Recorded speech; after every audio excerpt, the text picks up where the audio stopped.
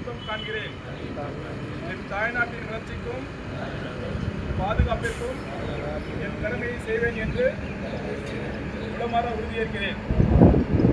சாலை பாதுகாப்பு குறித்து நான் எப்போதும் போக்குவரத்து விதிகளை முழுமையாக மதிப்பேன். வாகனம் ஓட்டும் போது கைபேசியை பயன்படுத்த மாட்டேன்.